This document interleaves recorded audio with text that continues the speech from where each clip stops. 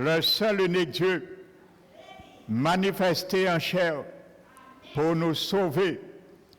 Nous te remercions, Seigneur, et c'est avec joie et reconnaissance de cœur que nous avons fait monter ce chant vers toi, car tu es digne.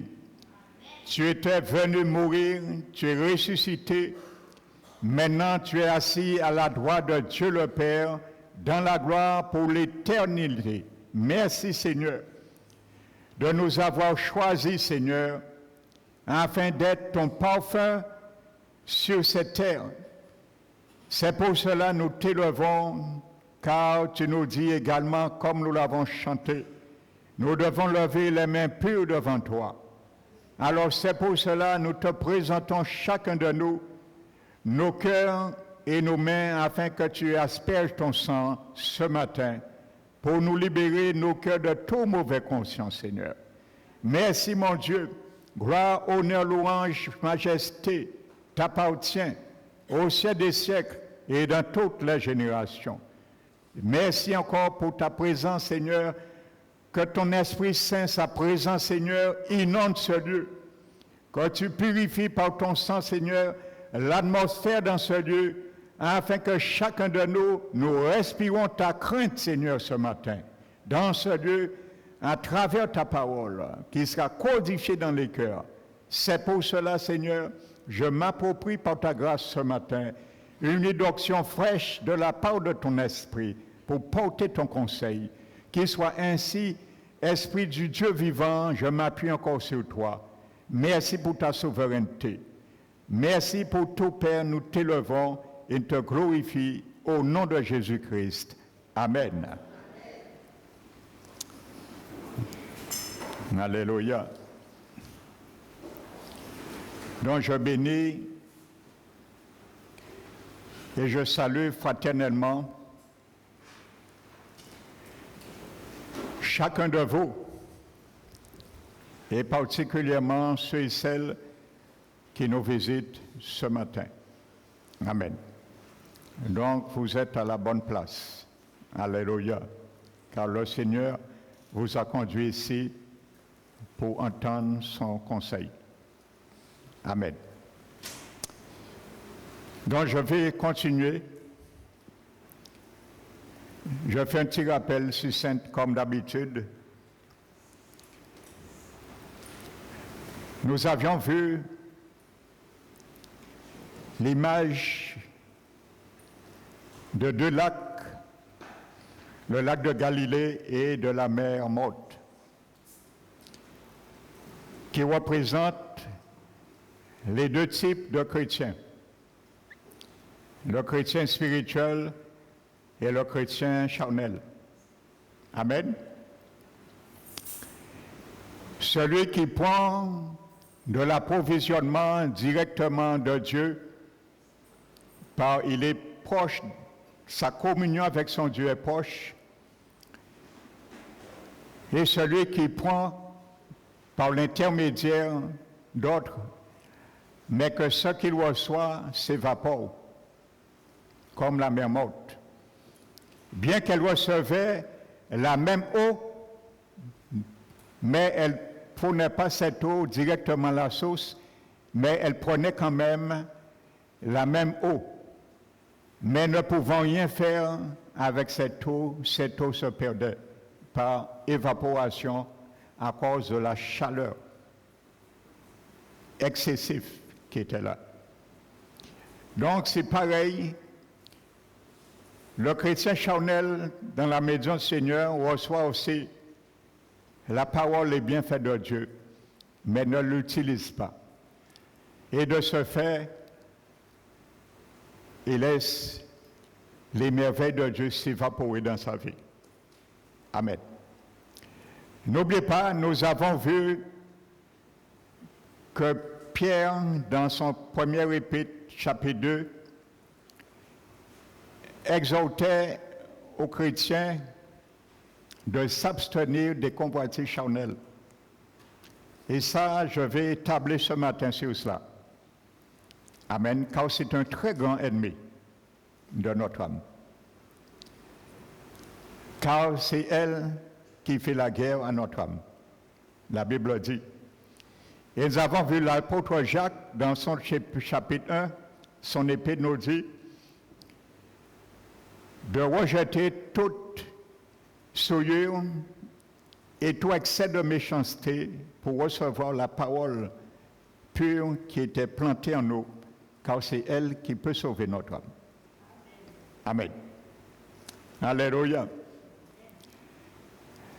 Je fais un rappel, vous vous rappelez, frères et sœurs, au début de ce message 2023 pour fouler aux pieds, je vous avais dit que nous avions vu dans la Bible, dans le livre de Josué chapitre 10, que Israël, sous le commandement et la conduite de Josué, avait défait 5 armées. Et les 5 rois de ces armées se sont enfuis et ils se sont réfugiés dans une caverne, la caverne de Makeda. Et lorsqu'ils ont fini de combattre, Josué les a dit d'aller chercher ces 5 rois, de les retirer dans la caverne et de les amener. Et il a demandé d'appeler les chefs de ceux qui ont combattu, les chefs de l'armée de ceux qui avaient combattu avec lui. Amen. Et il a dit de mettre leurs pieds sur le cou de ces 5 rois défaits. Et lorsqu'ils ont mis leurs pieds sur le cou, Josué, pendant leurs pieds, était sur le cou des rois. Pas sur le cou des soldats de ces rois, mais sur le cou des rois. Et pendant que leurs pieds étaient sur le cou des rois, il dit à Josué dit à ses chefs de l'armée, il dit, ne vous effrayez point, ne soyez point dans la crainte, mais fortifiez-vous et prenez courage. Mais pendant que leur pied est sur le cou des rois, il leur dit cela. Il ne les a pas dit cela avant ou après qu'ils aient mis leurs pieds sur le cou des rois. Pendant que leurs pieds sont sur le cou des rois, Josué est en train de leur dire cela. Amen. Et il dit, c'est ainsi que l'Éternel, votre Dieu, traitera vos ennemis contre lesquels vous combattrez. Alléluia. Ça veut dire, mon frère, ma soeur, tant que nous allons combattre, nos pieds seront sur nos ennemis. Amen. Et c'est du fait que nos pieds resteront sur le cou de nos ennemis que nous allons nous fortifier. Alléluia. Amen. Parce que la fortification du Seigneur n'est pas pour rien, n'est pas pour ne rien faire. C'est pendant que nous combattons que nous allons nous fortifier, comme nous l'avons vu avec le chêne. C'est dans les périodes de sécheresse, de chaleur, que ces racines vont chercher en profondeur les eaux. Amen. Donc, frères et sœurs, nous voyons et nous comprenons que les rois des 5 armées, c'étaient les chefs, les responsables, les conducteurs. Amen. Donc ce sont eux que Josué a demandé d'amener. Et Josué, dans l'armée, le camp d'Israël, n'a pas demandé à tout le monde qui faisait partie de mettre leurs pieds. Il a sélectionné les chefs. Donc mon frère, ma soeur, c'est toi seul, c'est moi seul qui est le chef de mon âme. C'est moi seul, c'est toi seul qui dois mettre ton pied sur le cou de nos ennemis. Alléluia. Et ces rois, nous devons défaire, ce sont les conducteurs, ce sont les responsables, ceux qui sont là pour donner des ordres à notre âme. Alléluia. Amen.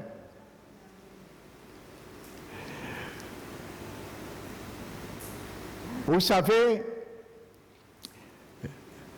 la parole de Dieu, elle nous dit que nous devons, frères et sœurs,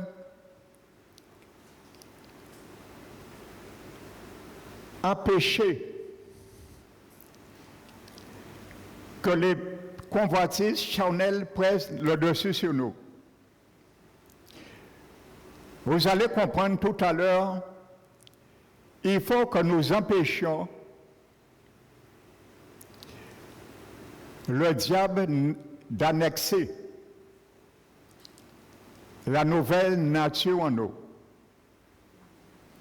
Parce que quand tu es né de nouveau, je le répète, tu as deux natures en toi. Tu as ton ancienne nature qui n'est pas éradiquée et qui est bien vivante. Et il y a une deuxième nature qui est la nature divine. Et nous allons comprendre, le diable va faire tout son possible pour annexer la nouvelle nature en nous. Mais vous allez comprendre que ça ne se fera jamais et que ce ne sera pas possible que le diable puisse annexer la nature divine en toi et en moi. Mais nous allons voir par l'entremise de l'ancienne nature, il peut faire du dégât. Alléluia. Parce que la nouvelle nature, c'est Dieu lui-même qui vit en nous. Donc on ne peut faire Dieu pécher. Alléluia. Dieu ne peut pas faire le mal. Donc aucunement l'adversaire ne peut annexer la nouvelle nature en nous. Donc lorsque nous voyons, nous marchons à travers les voies saintes que Dieu nous demande, ce n'est pas l'Esprit de Dieu qui nous permet de marcher là. Parce que l'Esprit de Dieu ne peut pécher. Alléluia. Donc c'est notre ancienne nature. Tout ce qu'on peut dire.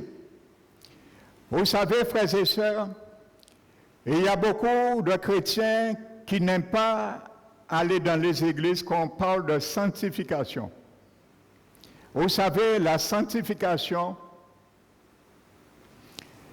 c'est une station d'épuration pour nous. C'est un moule, j'appelle une station d'épuration. Et c'est à travers ces stations d'épuration que le Seigneur va traiter par le biais de la nouvelle nature en nous, l'ancienne nature. C'est ça la sanctification. Alléluia. Vous savez, une station d'épuration, il est fait pour traiter l'eau. Pour traiter tout ce qui doit être traité et en finalité faire ressortir la plus pure possible l'eau. Eh bien, la sanctification, c'est la même chose. Le Seigneur va permettre dans nos vies des circonstances afin que, étant encore dans notre chair, il puisse tirer le plus de profit en ce qui concerne sa sainteté, qui sera achevée lors de sa venue. Amen. Alléluia. Donc c'est pour cela qu'il y aura du combat chaque jour dans nos vies. Amen. N'oubliez pas cela. Le psaume 126, la Bible dit celui qui sème avec larmes moissonne avec chant d'allégresse, et celui qui marche en pleurant lorsqu'il porte la semence retourne avec chant d'allégresse lorsqu'il porte la gerbe. Effet, cause à effet. Action, réaction. Amen. Et rappelez-vous, je vous avais dit ce mot hébreu qui est traduit par semence dans ce verset, veut dire graine. Amen, graine. C'est le mot hébreu zera. Ça veut dire graine et ça veut dire aussi progéniture et famille. Amen. Donc tu comprends, quand tu es comme le lac de Galilée, nous avons vu, elle reçoit l'eau de la source. Amen. Et elle fournit à 100% ce qu'elle a reçu. Amen. Donc la parole de Dieu, c'est une semence implantée en nous. C'est le zéra. Et elle doit donner tout ce qu'elle a reçu. Parce que si nous sommes le lac de Galilée, c'est ça, nous devons être notre vie. Nous recevons pour notre approvisionnement, mais nous donnons aussi. Progéniture. Alléluia. Nous reproduisons ce que la parole, l'eau a fait de nous. Progéniture, ce mot hébreu veut dire le mot zéra qui est traduit par semence. C'est une graine, une semence qui est semée. Alléluia. Donc si tu sèmes selon les conditions de la parole de Dieu, si je sème selon les conditions de la parole de Dieu, nous allons voir le même résultat, parce que c'est dans l'ADN, progéniture. Alléluia. Mais rassure-toi mon frère, ma soeur, ce matin, si nous sommes dans le rang de la mer morte, il y a un espoir, parce que Dieu avait promis d'assainir et de guérir la mer morte. Notez-le, vous allez le lire, c'est dans Ézéchiel 47, le chapitre 47 et le verset 8 à 9. Et il y a toujours de l'espoir pour Dieu. Alléluia.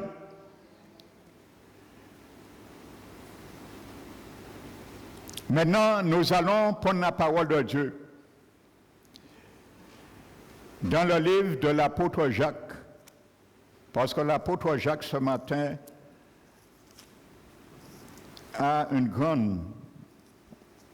grand message à nous révéler.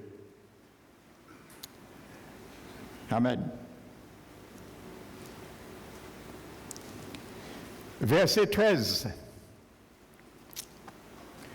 La Bible nous dit que personne, et vous allez comprendre pourquoi je vous disais que le diable ne pourra jamais annexer la nature divine qui est en moi et qui est en toi. Mais il peut annexer la nature charnelle qui est en moi et en toi et le ramener dans son camp. Parce que ça, c'est son combat. Amen. Personne, lorsqu'il est tenté, ne dise que c'est Dieu qui me tente. Car Dieu ne tente quiconque, personne, et lui-même ne peut être tenté par le mal. Amen. Donc, cette nature de Dieu est en toi. Donc, il ne peut pas être tenté par le mal. Donc, quand tu es tenté par le mal, je suis tenté par le mal, ça ne vient pas de Dieu.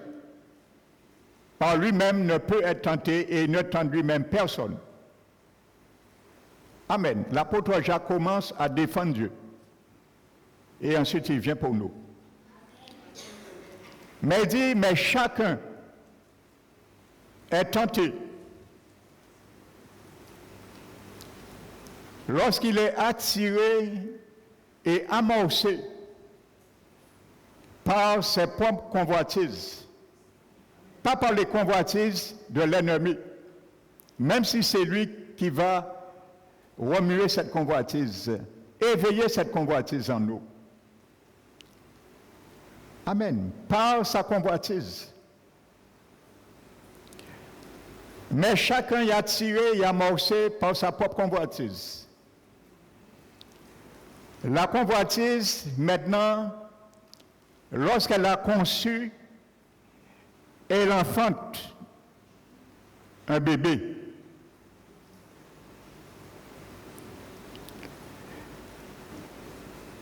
Le péché, l'enfant s'appelle.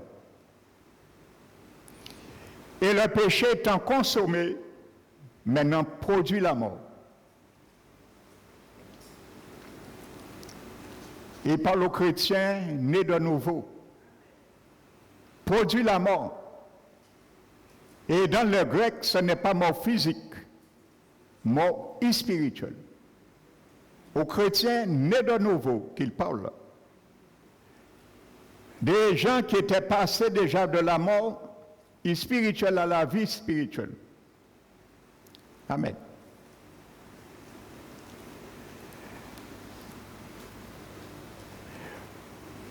Vous savez, je le rappelle, que ça soit clair dans notre tête, parce que je ne sais de plus en plus, poussé par le Saint-Esprit, à alerter les chrétiens. Parce que vous savez, un peu partout maintenant, c'est ça que j'entends. Un chrétien né de nouveau ne perdra jamais son salut. Maintenant, c'est devenu un, comment dirais-je,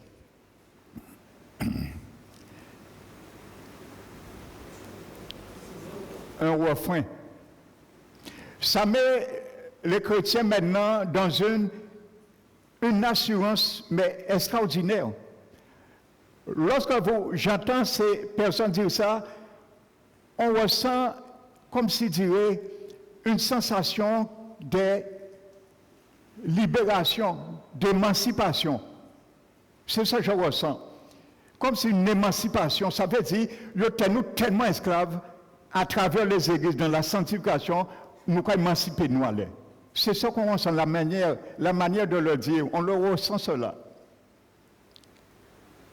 Mais vous allez bien comprendre quelque chose, que ça, c'est une arme et un argument du diable, parce qu'il veut te perdre.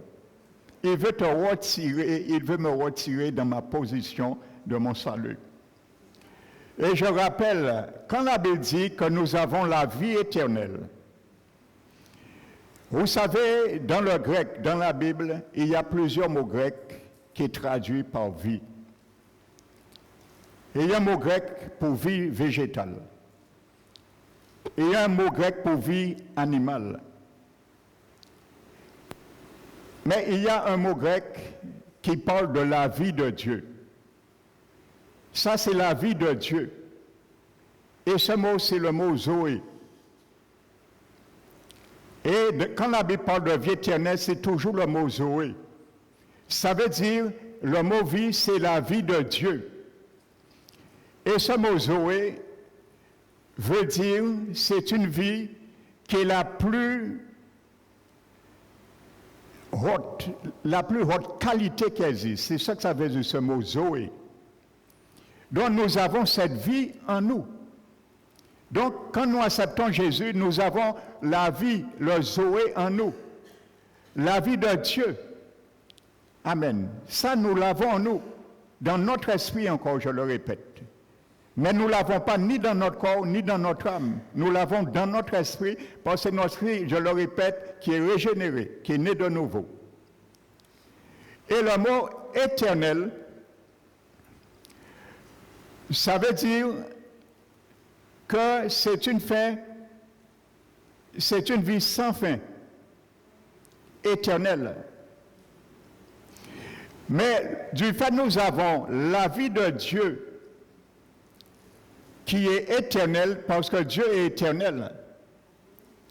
Amen. Donc c'est la vie éternelle, la vie de Dieu, mais Dieu qui est éternel. Mais cette vie de Dieu, nous pouvons la perdre. Parce que tout homme vivant de toute façon éternellement jour. Qu'il soit condamné ou sauvé. Ils auront une vie éternelle parce que ceux qui seront sauvés vont vivre éternellement avec Dieu, mais ceux qui seront condamnés vont vivre aussi éternellement, mais dans la géhenne. Alors il ne faut pas nous arrêter sur le mot éternel. Il faut nous arrêter que c'est la vie de Dieu que nous avons. Nous la goûtons, nous la dégustons en partie, bien qu'elle soit totale en nous, mais nous allons la consommer totalement le jour de rétablissement de toutes choses. Quand nous partirons, comme nous l'avons chanté, au soir, quand le Seigneur viendra chercher son Église, nous serons transmutés pour les vivants. nous allons consommer cette vie éternelle, cette vie de Dieu dans sa globalité. Maintenant, nous la consommons en tant que les arts, Paul le dit, les arts de l'esprit, une partie. C'est pour cela que Paul dit, nous comprenons en partie. Mais un jour viendra, nous allons comprendre totalement. Amen.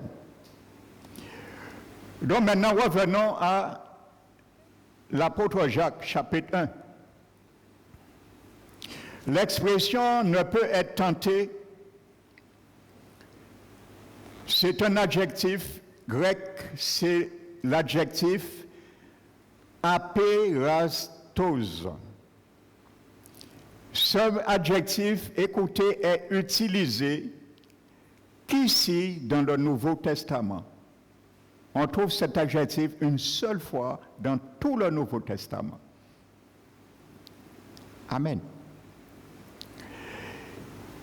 Et qui est utilisé ici et évoque l'idée d'impossibilité d'être tenté, l'incapacité de l'être. Ça veut dire que ce n'est pas employé, à un moment donné, quelqu'un peut être tenté. Et demain, non. Ça marque une incapacité, une impossibilité dans toutes les circonstances atténuantes et circonstancielles d'être tenté. Dieu. Amen. C'est sa nature qui est comme ça. Alléluia. Et si tu as cette nature, je l'ai, cette nature en moi, nouvelle en toi, ne peut pas être tentée, parce que c'est la même nature de Dieu que tu as. Alléluia. Alors quand nous sommes tentés, puis Jacques dit, nous ne devons pas dire que c'est Dieu, parce que lui-même, intrinsèquement, il ne peut être tenté. Ce mot grec adjectif veut le dire. Impossibilité d'être tenté, incapacité de l'être. Impossible. Alléluia. C'est pour cela, il est dit ailleurs, Jacques, que quand Dieu permet la tentation, il nous donne le moyen de contourner la tentation. Il ne le fera pas pour nous, parce qu'il nous a donné sa nature divine pour cela, pour ne pas être tenté. Alors il nous donne un moyen de contourner la tentation, les mauvais désirs. Alléluia. C'est tout comme être invincible aux attaques du mal. Amen. Et c'est le cas pour Dieu. Autrement dit, la nature du mal fait qu'il est fondamentalement étranger à Dieu. Je prends le soin de souligner cela pour commencer dans ce boulevard avec toi et moi ce matin, pour bien comprendre cela. Le combat que moi j'ai amené dans mon âme, dans ton âme. Alléluia. Les deux sont mutuellement exclusives au sens le plus complet et le plus profond. Dieu et le mal existent dans deux royaumes qui n'ont rien en commun. Dieu et le mal existent dans deux royaumes qui n'ont rien de commun. Jésus l'a dit. Et il a dit, Satan n'a rien en moi qui lui appartient. Alléluia. Alléluia. Donc tu peux dire au diable aussi, Satan, il n'y a rien en moi qui t'appartient. Mais le diable va te dire, oui, je le sais. Dans la partie divine, la nature divine, je le sais. Mais dans ta nature échoue, il y a des choses qui m'appartiennent. Et là, je vais essayer de les amnester. Alléluia. Amen. C'est là qu'il fait la guerre. C'est ça que Pierre disait. C'est cette nature qui fait la guerre à notre âme. Alléluia. Et nous devons la protéger avec la parole de la vérité, car c'est elle qui peut sauver notre âme. Alléluia, de toute intrusion, de tout otage du mal. Donc Dieu n'est aucunement vulnérable au mal et il est complètement insensible à ses assauts. pour prendre conscience que tu dois être cela. Alléluia. Tu es la semence de Dieu. Tu es le zéra de Dieu. Je suis le zéra de Dieu, la graine plantée en moi, la parole qui a été implantée en vous. Maintenant, il faut l'enraciner. L'apôtre Jacques l'a dit. Et il a dit, recevez avec douceur. Mais avant de recevoir avec douceur, il faut rejeter tout souillure et tout excès de méchanceté contre la parole. Recevoir la parole comme elle est présentée. Alléluia. Et à ce moment, elle va continuer à s'enraciner et sauver notre âme. C'est possible. C'est elle qui peut sauver notre âme.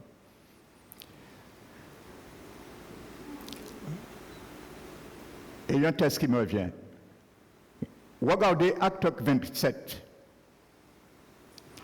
La Bible nous dit à un moment donné,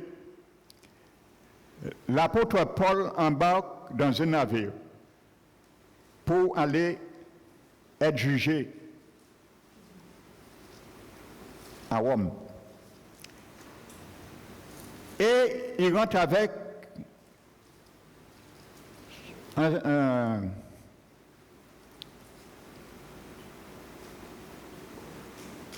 des soldats, le centenier. La Bible dit que le navire, après avoir fait un long voyage, la navigation commençait à être dangereuse. Maintenant, l'apôtre Paul dit, il dit, écoutez, je vois que cette navigation ne sera pas sans péril ni dommage, ni pour les cargaisons, ni pour le navire et ni pour les personnes qui sont dedans. La Bible nous dit,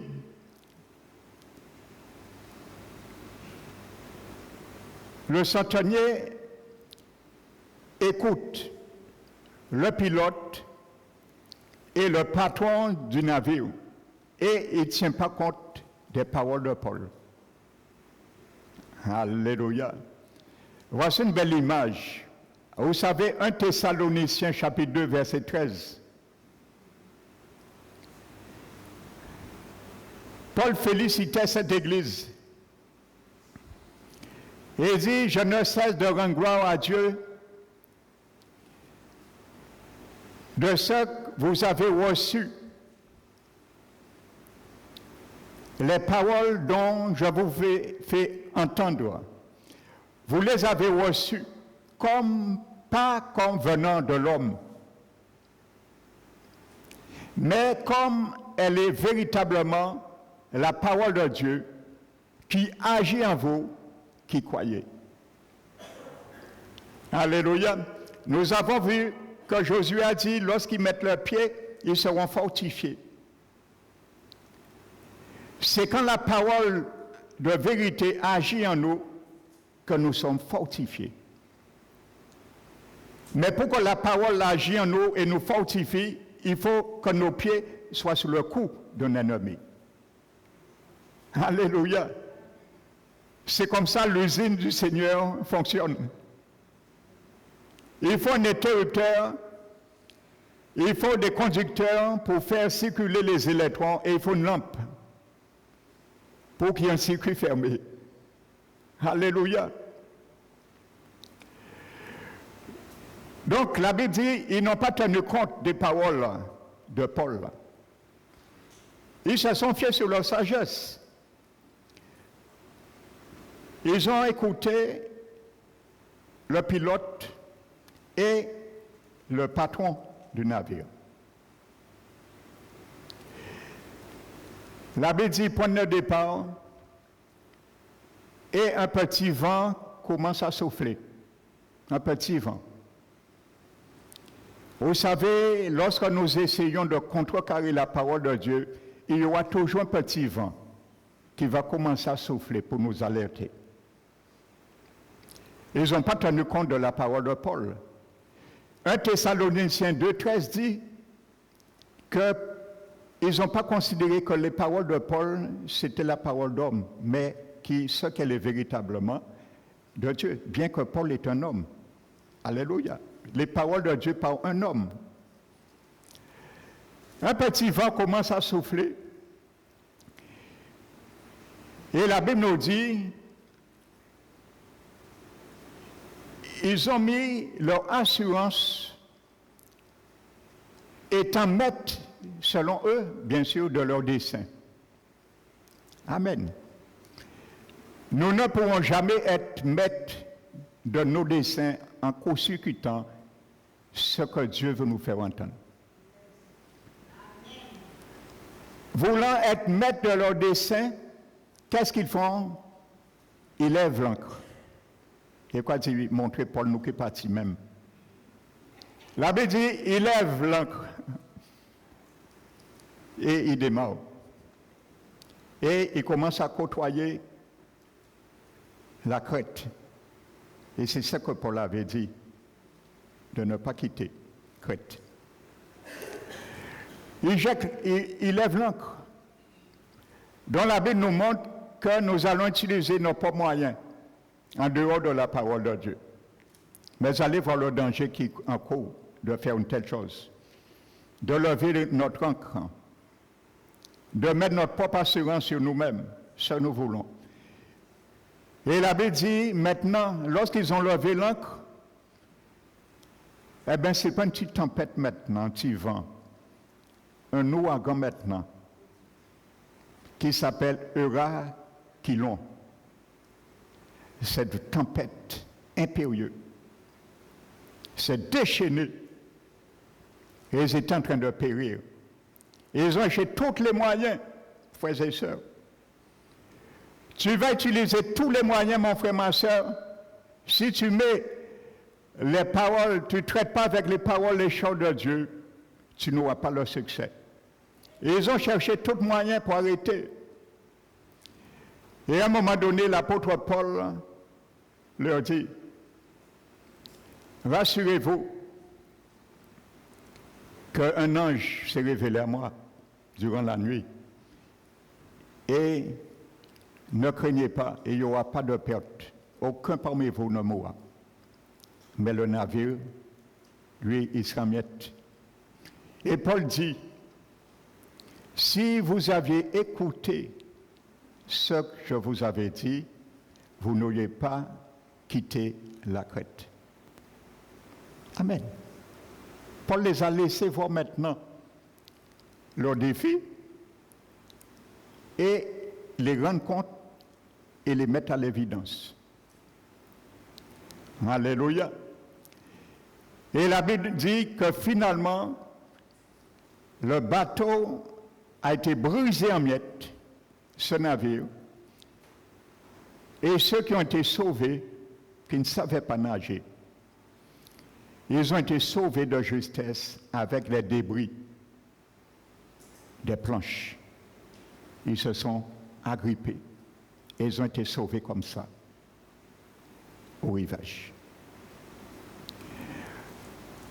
Le Seigneur nous montre là, frères et sœurs, les gens qui n'aiment pas faire ce que Dieu dit dans sa maison, qui disent, ouais, mais c'est un homme qui parlait. Je ne parle pas pour moi, je parle en général. Mais 1 Thessaloniciens 2,13 le dit, et c'est ce qui est arrivé, Paul nous le démontre dans Acte 27. Ils n'ont pas tenu compte du parole de l'homme. Mais il y avait un capitaine qui était dans le bateau, qui était plus capitaine que le pilote. Mais ce capitaine, il ne le voyait pas. Il était dans le cœur de Paul. Amen. Alléluia. Paul avait cette assurance, son capitaine Jésus était en lui. Et il était dans le bateau. Il ne le savait pas. Alléluia. Et il y a un capitaine qui conduit la barque de ton cœur et de ton âme. Et il y a un capitaine qui conduit la barque de mon cœur et de mon âme. Donc la Bible nous montre, frères et sœurs, il y a certains, ils seront sauvés en finalité avec les miettes. Parce que c'est ce qu'ils ont considérer dans leur vie, les miettes. Amen. Ils ne voulaient pas tout entendre, accepter. Sur certains propos, il y a certains qui ont levé l'encre et ils ont accepté des miettes. Et ce sont ces miettes, bien souvent, qui vont les sauver, mais à travers le feu. Et après les miettes, il n'y a plus rien à s'agripper. C'est comme après la moisson, il y a le glanage. Et après le glanage, il n'y a plus rien. Je ferme la parenthèse. Alléluia, le Saint-Esprit qui m'a amené à parler de cela. Amen.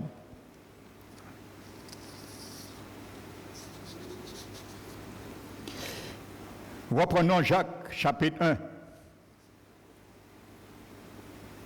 verset 14.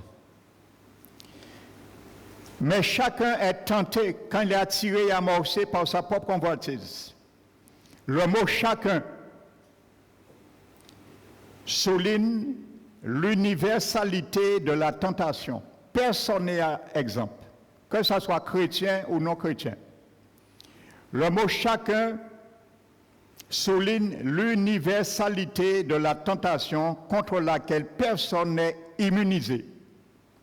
Que tu sois enfant du Seigneur ou pas enfant du Seigneur. Tout être humain est tenté. Il n'y a pas d'exception. C'est ça que ça veut dire ce mot. Chacun. Amen. Le temps présent dans le grec, dans ce mot, est au temps présent.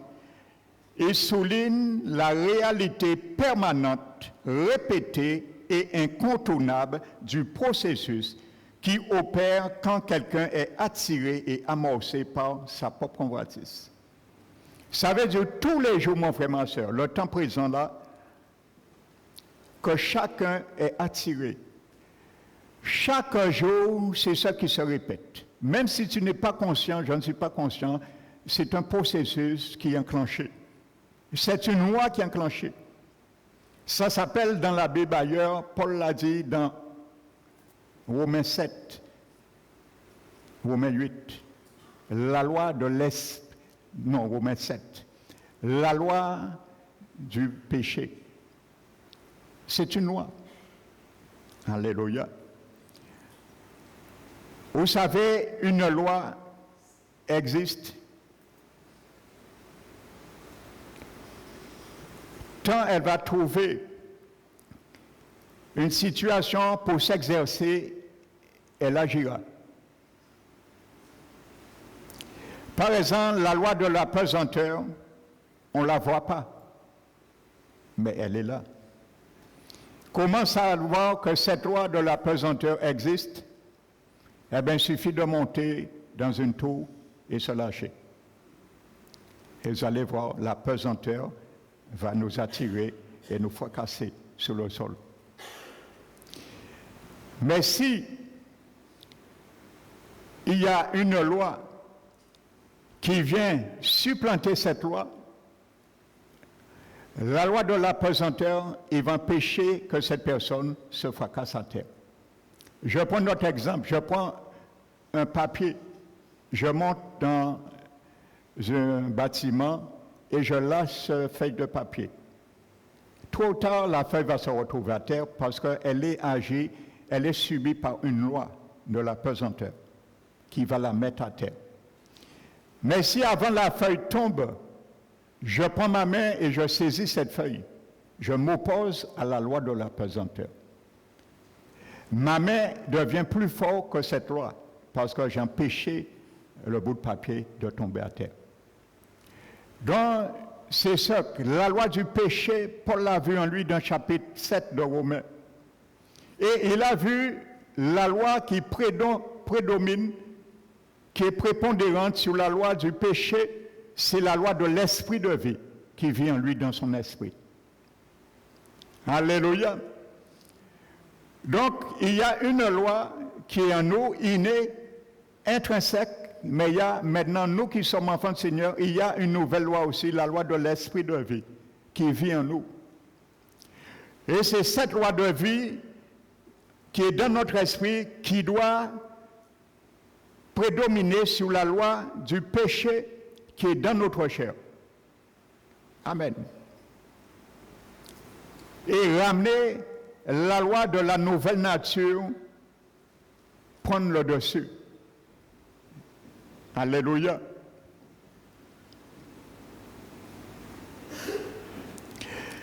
Donc, je continue Jacques chapitre 1, verset 14. Les participes attirés et amorcés, dans le grec, c'est deux participes. Attirés et amorcés décrivent deux aspects différents, mais étroitement liés du processus de tentation. Je prends le temps d'expliquer. Vous vous rappelez, nous avions vu, ça fait 2 dimanches, le proverbe 25-28, qui dit que comme une ville forcée sans muraille, c'est ainsi que l'homme qui n'est pas maître de lui. Je vous avais expliqué avec 2 chaises ce qui se passe dans l'intelligence et la volonté qui se trouvent dans l'âme. Et Jacques est en train de nous le décortiquer, cela, et vous allez bien le comprendre. Amen. Comment un enfant du Seigneur chute? La traçabilité. L'apôtre Jacques nous explique la traçabilité de notre chute.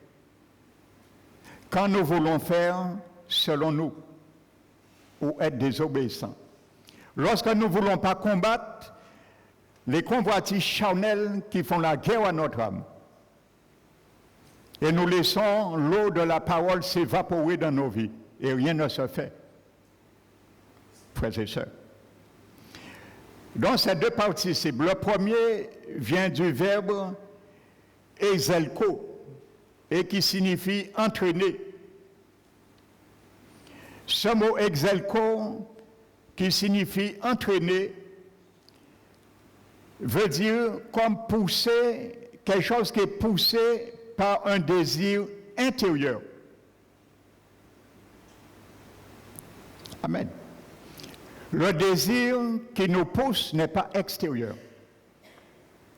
C'est un désir intérieur. Mais pour, comment dirais-je,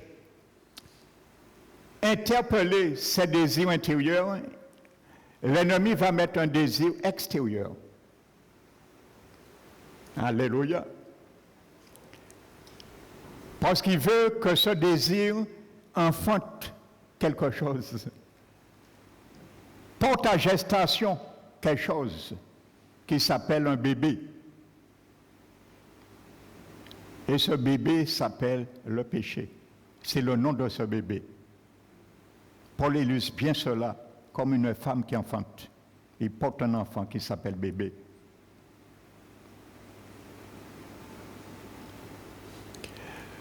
Donc ce mot exelko, qui signifie entraîner comme quelqu'un qui est poussé par un désir intérieur.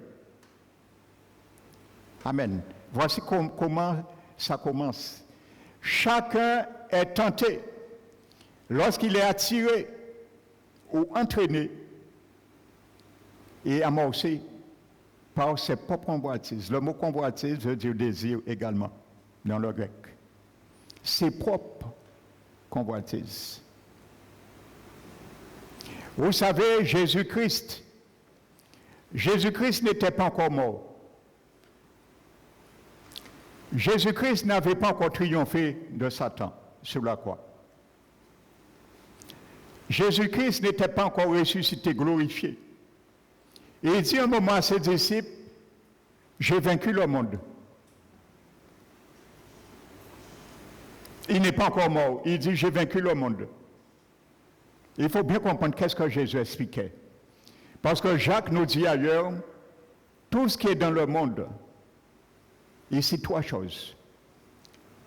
Il dit, c'est les convoitises des yeux, les convoitises de la chair et l'orgueil de la vie. Quand Jésus a dit, j'ai vaincu le monde, c'est ce que Jésus voulait dire. Il a vaincu l'orgueil de la vie. Il a vaincu les convoitises des yeux et il a vaincu les convoitises de la chair. Regardez, Satan l'a tenté 3 fois. Et c'est là qu'il a triomphé du monde. Satan l'amène. Déjà, il a fait, Satan lui dit, si tu es le Fils de Dieu, ordonne que ces pierres deviennent en pain. Donc, les convoitises,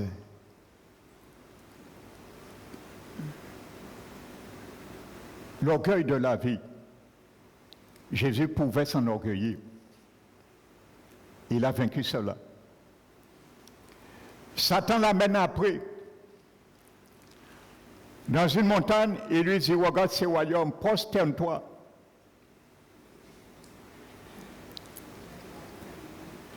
Je te donne tous ces royaumes. Il incitait l'orgueil de la vue. Jésus a triomphé. Alléluia. Et après toi, qu'est-ce qu'il a dit à Jésus?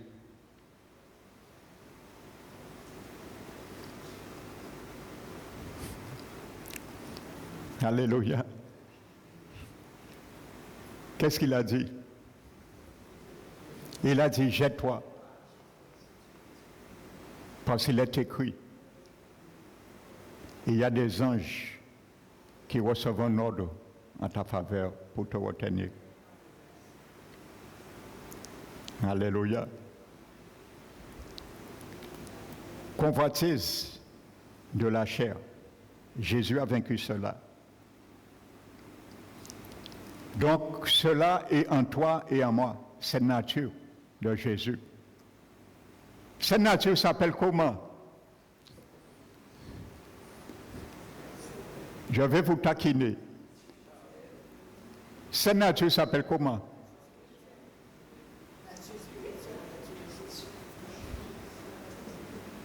Ça s'appelle l'auge. L'auge.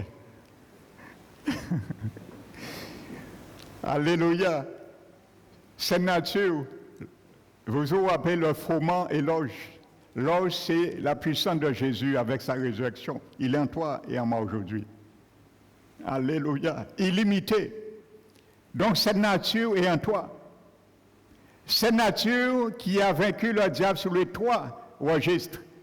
L'orgueil de la vie, convoitise des yeux, convoitise de la chair, c'est en toi et en moi aujourd'hui, dans la nouvelle nature.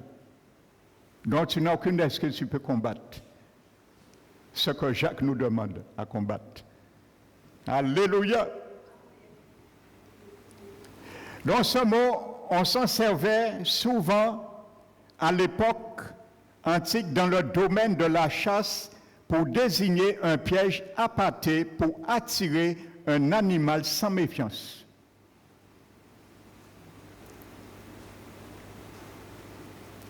Vous pensez que l'ennemi de notre âme, frères et sœurs, n'étudie pas la Bible? Comment séduire les chrétiens?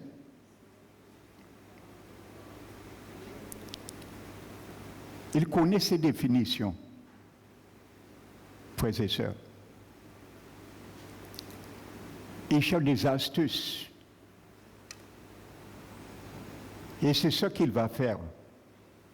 Il va mettre ça en action exactement comme ce mot le décrit. Il va mettre un appât. Le second mot, nous avons vu, amen, c'est amorcer. Et ce mot amorcer, c'est le mot déléazo. On utilisait ce mot déléazo en parlant du poisson qui est attiré à sa perte par un appât. Donc la Bible nous montre bien que nous allons être attirés par un appât à notre perte. Mais vous savez, derrière l'appât, il y a l'hameçon.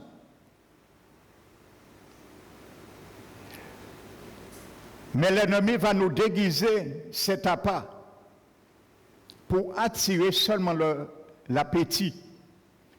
C'est ça qui attire l'appétit d'un poisson ou d'un animal. Il ne voit que l'appât. Il ne s'imagine rien d'autre. Il ne réfléchit rien d'autre que l'appât. C'est ça qui l'attire. Mais il y a la son derrière. C'est ça que ça veut dire, ces deux mots. Ces deux participes. Amen. Et je viens sur un terrain, ce que je disais tout à l'heure, l'apôtre Pierre utilise le verbe déléazo à 2 reprises dans sa 2e épître. Nous allons le prendre, ça vaut la peine, frères et sœurs.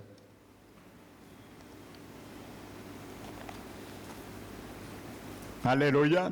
Dans sa 2e épître, pour désigner d'abord ceux que les yeux pleins d'adultère insatiable du péché amorcent les âmes mal affermies et ont le cœur exercé à la cupidité, et ainsi de suite. Et deuxièmement, ceux qui viennent à peine d'échapper aux hommes qui vivent dans l'égarement. Amen. Il parle de 2 types. Regardez ce qu'il dit. Je ne vais pas tout prendre. Vous allez lire. Là, mais je vais venir sur les 2 mots qui traduit l'apôtre Pierre l'a pris aussi ce mot grec à 2 reprises, amorcé. Vous allez comprendre quelque chose. Il commence et il parle des faux docteurs. Et vous allez bien comprendre comment aujourd'hui beaucoup d'enfants du Seigneur sont détournés par des faux docteurs. Alléluia. Donc vous allez lire tout ce que Paul et Pierre, expliquent, mais je reviens sur l'essentiel. Verset 14. La Bible dit, ils ont les yeux pleins d'adultère et insatiables de péché. Ils amorcent. Ce mot, je vous dis, on prenait pour mettre un appât et pour attirer un poisson. Par leur faux raisonnement, par leur faux message, ils mettent un appât pour attirer et pour avoir l'âme de ces chrétiens sauvés, déjà. Ils amorcent les âmes mal affermies.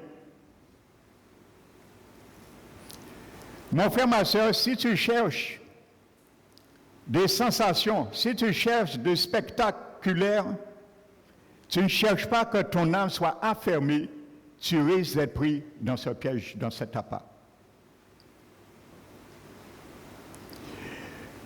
Ils amorcent les âmes mal affermies, pas les âmes bien affermies.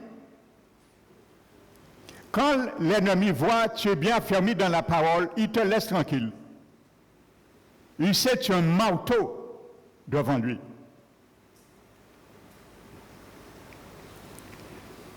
Je crois le chapitre 51, Dieu a dit à Jérémie, j'ai fait de toi, tu as été pour moi un marteau, un instrument de guerre. Dieu qui dit ça à Jérémie, tu as été pour moi un marteau, un instrument de guerre. Et Jérémie, pas jamais pour marteau ni guerre. Le marteau et l'instrument de guerre qu'il était, c'était sa bouche.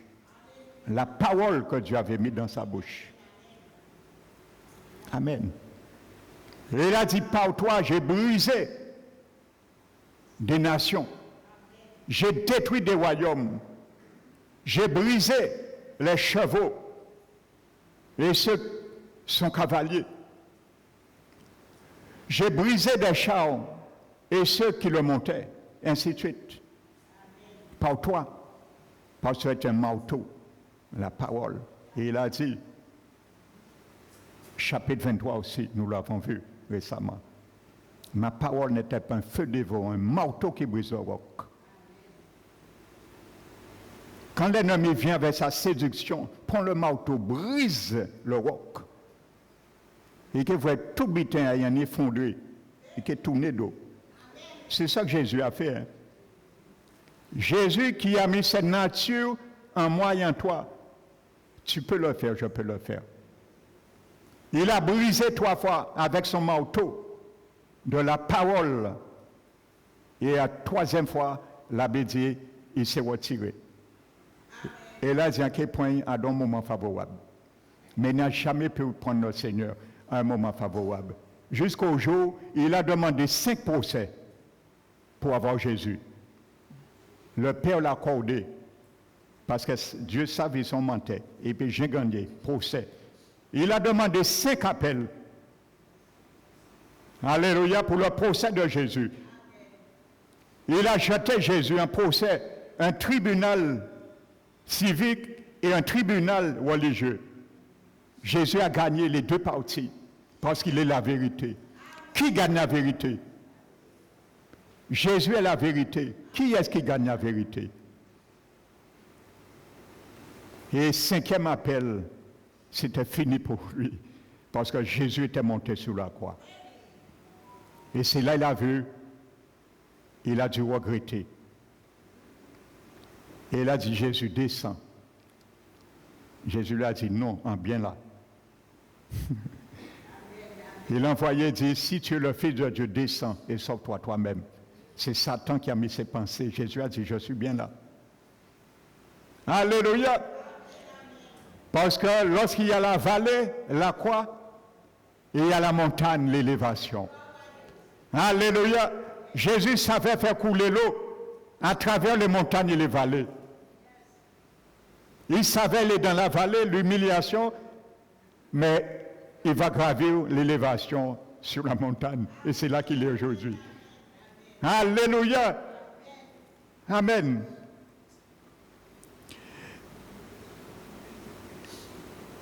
Ils ont le cœur exercé à la cupidité selon des enfants de malédiction, ainsi de suite.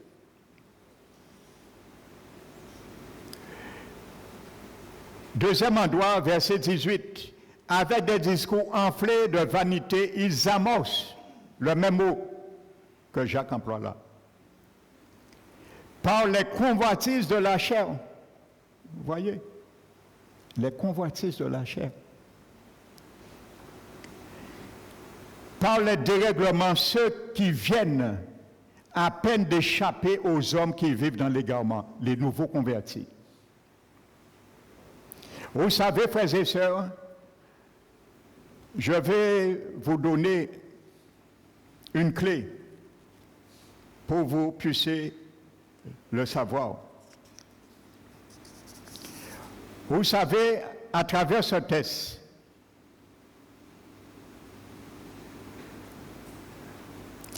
la plupart des exégètes, comme je vous le disais,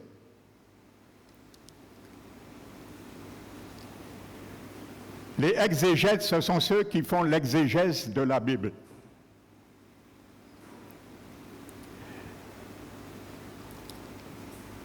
Pour éviter la conclusion que de vrais chrétiens peuvent perdre leur salut, comme je vous disais, affirment que ces personnes dont il est question ici ne sont jamais été sauvées. Vous voyez? La plupart des exégètes. Amen. Mais je veux vous démontrer qu'ils ont faux, ces exégètes. Regardez ce que dit le verset 15. Après avoir quitté le droit chemin. Le monde connaît un droit chemin, mon frère, ma soeur. Le monde connaît le droit chemin. S'ils ont quitté le droit chemin, ils étaient dedans. Et le droit chemin, c'est Jésus. Ils se sont égarés. Ils étaient chrétiens, ils se sont égarés. En suivant la voie de Balaam, et ainsi de suite. Amen.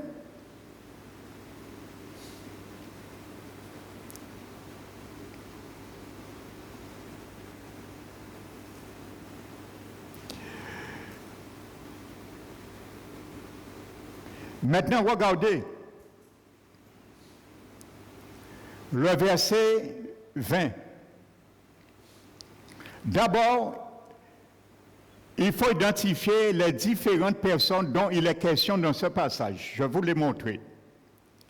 Premièrement, ce sont les faux docteurs et ceux qui viennent à peine d'échapper au milieu des hommes vivant dans l'erreur. Ce sont des nouveaux convertis. Je vais vous le démontrer tout à l'heure. Amen. Ce sont des nouveaux convertis. Parce que plus haut, la Bible parle de leur sauveur. Amen. Donc, j'ai accepté le sauveur à un moment donné. Ceux qui sont visés dans le verset 5, 20 sont des nouveaux convertis. Tout ce chapitre ne cherche pas seulement à décrire les faux docteurs, mais à avertir les chrétiens susceptibles de se laisser égarer. Donc, l'apôtre Pierre tape sur les deux côtés. Sur les docteurs qui étaient vraiment des hommes de Dieu, convertis, nés de nouveau. Ils se sont déviés, comme Balaam et ainsi de suite. Pour l'amour du monde, l'amour de l'argent, les plaisirs du monde, ainsi de suite. Et deuxièmement, pour les chrétiens nés de nouveau, qui vont se laisser aussi séduire et laisser maintenant l'ennemi faire tapage dans leur âme. Exciter la convoitise charnelle. Amen. Donc ce sont ces deux personnes. Parce que la Bible est claire. La Bible dit ceux qui viennent à peine d'échapper aux hommes qui vivent dans l'égarement, ce sont des gens qui étaient dans le monde, comme toi et moi avant. Alléluia. Nous sommes échappés, surtout les nouveaux convertis. C'est à eux que ça s'adresse particulièrement, bien qu'il y a aussi des gens qui sont des années dans le Seigneur et ils se laissent séduire. J'ai donné l'exemple l'autre jour, une sœur ici, récemment, je ne vais pas nommer son nom, mais ça m'a attristé de voir cette séduction le samedi. Elle a quitté et dit, maintenant c'est le sabbat. La séduction, ça, frères et sœurs, c'est vraiment une séduction. Et ça, c'est un cas qui règne aujourd'hui dans les églises. Amen. Donc, voici les nouveaux convertis.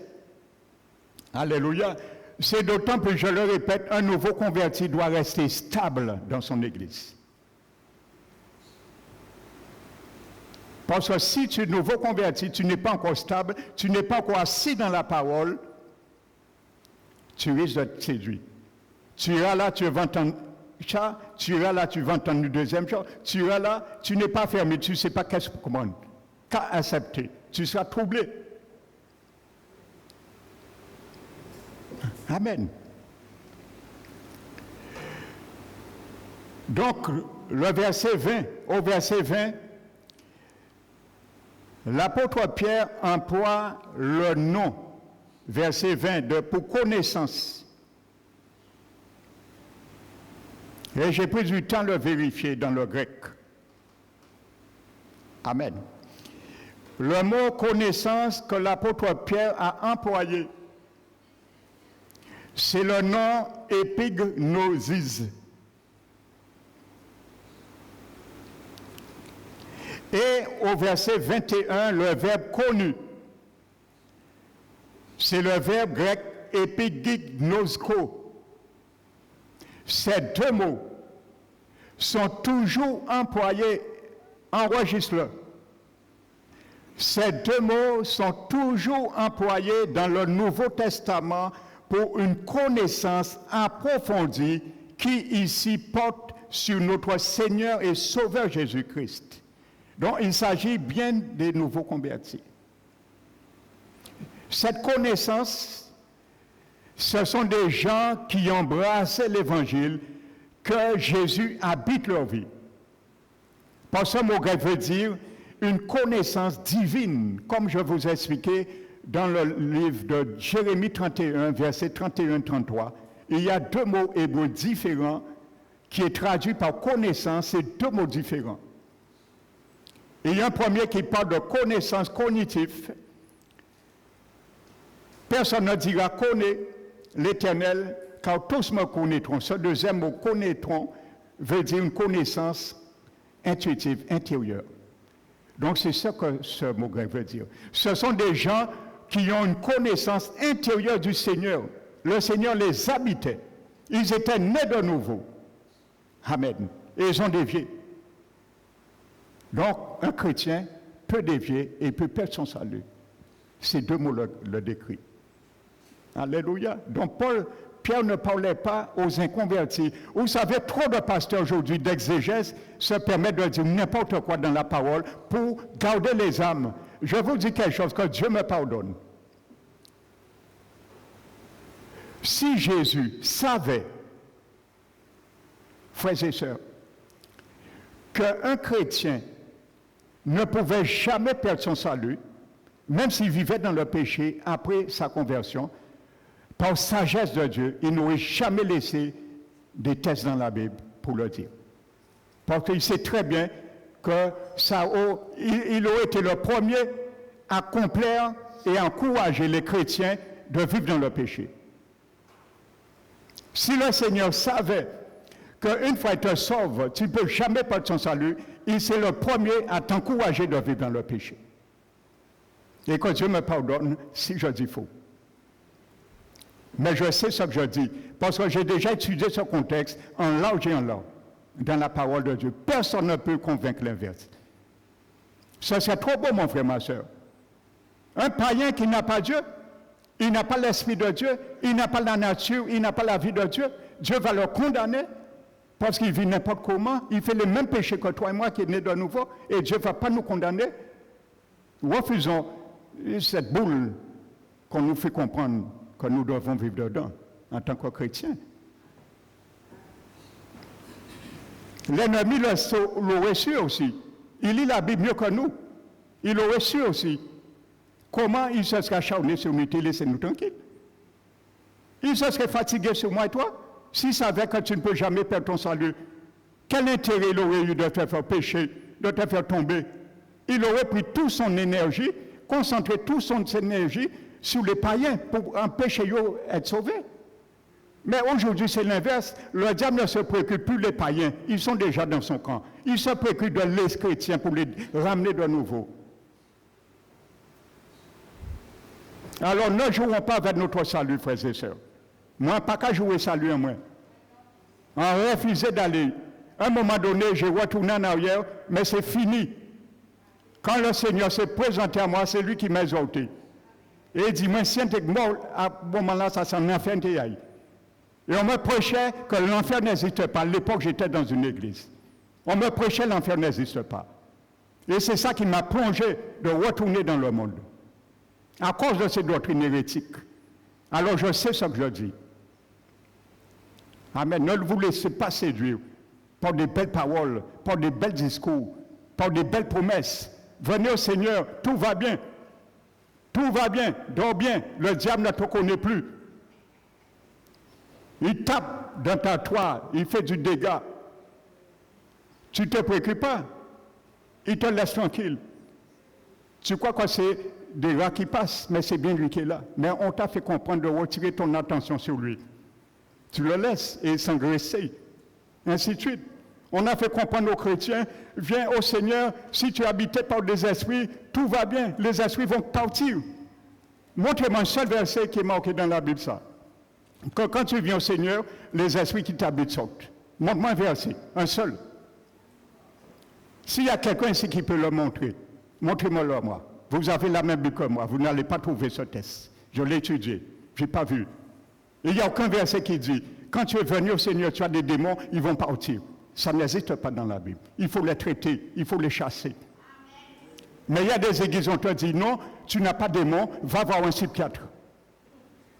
C'est dans ta tête, parce que tu es né de nouveau, tu ne peux pas être habité par un démon. On t'envoie voir des psychiatres, on perd ta vie, ta santé. On détruit ta santé. Alléluia. Et je parle en connaissance de cause, parce que j'ai beaucoup de témoignages, j'aurais pu donner. Des chrétiens de ces églises qui viennent me voir ici, en privé pour la délivrance. Et ils sont confondus, ils savent qu'ils étaient habités par des esprits. Mais c'est tête à eux. Et quand ils sont pas malades en tête, ils étaient bien démonisés. Alors, frères et sœurs, il y a la séduction maintenant qui sévit dans les églises, dans toutes les sortes, à commencer par les doctrines. Alléluia. Et je continue avec l'apôtre Pierre. Le mot, l'apôtre Pierre employait ce mot amorcé 2 fois, epignosis, je disais. Et le mot sauter, sauveur, en grec sauter, accolé à Jésus-Christ, pointe dans les 4 autres emplois de l'apôtre Pierre. Et vous allez bien comprendre. Regardez ce qu'il dit.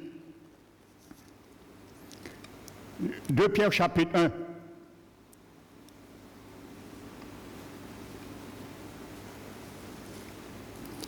Deux Pierre chapitre 1, verset 1. Il y a parmi le peuple de faux prophètes, il y aura de même parmi vous de faux docteurs qui introduiront sournoisement des sectes pernicieuses et qui rognent le maître. Pourquoi rogner le maître? C'est parce qu'ils étaient déjà sauvés, mon frère, ma soeur. Jésus était déjà devenu leur maître et leur sauveur. Rognant le maître qui les a rachetés. Comment quelqu'un peut dire que ça ne s'adresse pas à des chrétiens? La Bible dit leur maître qui les a rachetés. Arrêtons de mentir au peuple de Dieu, frères et sœurs. Arrêtons de donner de mauvaises espérances au peuple de Dieu. Là, il est clair, là, ils ont été rachetés. Quand tu es racheté, mon frère, ma soeur, la Bible dit, Éphésiens 2, nous étions tous morts. Nous vivions avant selon le train de ce monde, selon la puissance de l'air, selon le train de ce monde, de l'esprit qui agit dans les fils de la rébellion. Nous étions tous de leur nombre. Et la Bible dit, nous vivions selon les convoitises de notre chair, de la chair. Nous vivions tous, Paul était dedans, selon la convoitise de la chair, obéissant à la volonté de la chair et de nos pensées. Et nous étions de nature enfants de colère, comme tous les autres. Alléluia.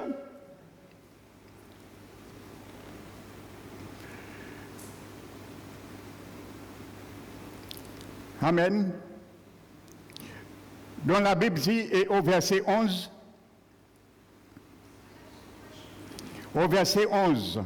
tandis que les gens supérieurs en force de puissance portent contre elle un jugement injurieux. Alléluia.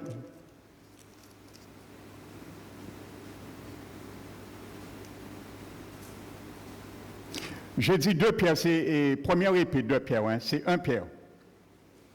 1 Pierre. Simon Pierre, serviteur et apôtre de Jésus-Christ, à ceux qui sont reçus en partage une foi du même prix que la nôtre, par la justice de notre Dieu et du Sauveur Jésus. Notre Dieu est Sauveur Jésus. Au verset 11, il dit, c'est ainsi en effet que l'entrée dans le royaume éternel de notre Seigneur et Sauveur Jésus. Seigneur et Sauveur Jésus. Amen.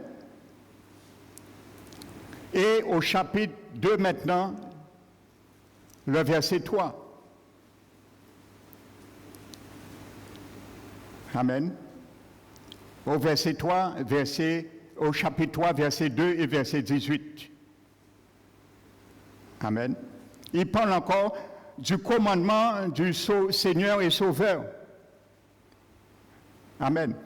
Dont le mot sauter, sauveur, accolé à Jésus-Christ pointe dans les 4 autres emplois de l'apôtre Pierre. Amen. Et regardez ce qu'il conclut. Amen. L'apôtre Pierre dit maintenant, en effet, après cette retirée, parce qu'il conclut maintenant les conséquences, non seulement des faux docteurs, des faux apôtres, mais aussi des convertis, des brebis du Seigneur, les 2 clans. Il dit maintenant, en effet, après avoir été retiré des souillures de ce monde, amen, il parle bien. Retiré de la souillure de ce monde. Qui est-ce qui fait ça? C'est pas un chrétien converti? Et la Bible dit que ce chrétien s'engage de nouveau. Donc tu es sorti dans la souillure du monde, tu t'engages de nouveau. Pas tu t'es laissé séduire ou tu veux vivre ta vie comme tu veux. Et se laisse vaincre. Attention, tu ne dois pas te laisser vaincre de ce que tu as refusé un jour pour t'attacher au Seigneur. Et sont vaincus. Pierre dit, leur dernière condition est pire que la première condition. Amen. Il dit, mieux vaut pour eux n'auraient jamais entendu la voie de la justice, connu la voie de la justice. Qui connaît la voie de la justice, mon frère, ma soeur? C'est pas toi et moi? Les païens connaissent la voie de la justice? Mieux vaut pour eux n'avoir jamais connu la voie de la justice, mais l'ayant connue, et se sont détournés du Saint Commandement qui leur avait été donné. Le Saint Commandement, c'était de ne pas rentrer dans la séduction. Et ainsi de suite. Et en finalité, voici ce qu'il arrive. L'apôtre Pierre dit. Il leur est arrivé un proverbe sûr. C'est dans le proverbe, je crois, 26 et verset 11, je crois. Il leur est arrivé ce proverbe certain qui dit « Le chien est retourné à son vomi, et l'huître lavée s'est vautrée dans le bourbier. » Vous savez, un chien qui essaie d'avaler quelque chose, le chien n'arrive pas à digérer, avaler quelque chose. Qu'est-ce qu'il fait? Il vomit. Nous sommes dans le monde. Maintenant, nous avons accepté de sortir dans ce monde. Ça veut dire que Dieu nous compare que nous étions comme un chien qui ne pouvait plus digérer les souillures de ce monde, alors nous les avons vomis. Amen. Les souillures de ce monde. À un moment donné, quand Jésus nous a éclairés par sa vérité, nous avons senti un dégoût. Ça veut dire que nous ne voulons plus avoir les choses du monde. Nous avons laissé. Nous avons dit à un moment donné, ça ne va pas avec nous, nous les laissons. Comme le chien qui vomit, quelque chose qu'il ne peut pas digérer. Mais après, le chien, il est retourné et il a mangé ce qu'il avait vomi. Donc c'est ça que Dieu nous montre, frères et sœurs. Nous avons vomi les souillures du monde, les péchés du monde, la malhonnêteté du monde, les idolâtries du monde, et ainsi de suite. Nous quittons la voie divine et nous retournons dans ça. Je ne vous apprends rien. Vous avez tous des témoignages et vous savez comme moi. Il y a beaucoup de chrétiens aujourd'hui, c'est leur cas. Je connais des chrétiens, j'étais leur pasteur, ils ont quitté, ils sont retournés catholiques. Je connais des chrétiens, ils étaient témoins Jéhovah, ils ont abandonné la voie divine, ils sont retournés témoins Jéhovah. C'est exactement ça, ils sont allés manger leur vomi. C'est ça que Pierre explique, ce n'est pas moi qui le dit, c'est la Bible qui le dit. Amen. Des gens qui avaient chez eux les chapelets, toutes sortes de choses, ils ont abandonné la voie divine. Ils ont remis ça chez eux, des chrétiens nés de nouveau. Alors, ils vont rentrer au ciel. Excusez-moi, frères et sœurs, le Seigneur, sa parole et son royaume n'est pas un centre de théâtre, un boulevard de bordel. On ne rentre pas au ciel comme ça, frères et sœurs. Il faut arranger sa vie. Il faut que nous arrangeons notre vie. Parce que trop d'enfants du Seigneur aujourd'hui pensent que l'Église, c'est un boulevard. On vient comme on veut, on fait ce qu'on veut. C'est un centre de défoulement. Non, l'Église du Seigneur, c'est un lieu où on apprend à combattre. C'est un lieu de combat. On apprend à sanctifier nos vies. C'est un moule. On apprend à traiter notre âme, frères et sœurs. C'est une station d'épuration. une station d'épuration, l'Église du Seigneur. La sainteté, la sanctification, c'est une station d'épuration. Alléluia. Donc que le nom du Seigneur soit glorifié. Dimanche prochain, je vais détailler cela maintenant. Nous allons voir comment la traçabilité.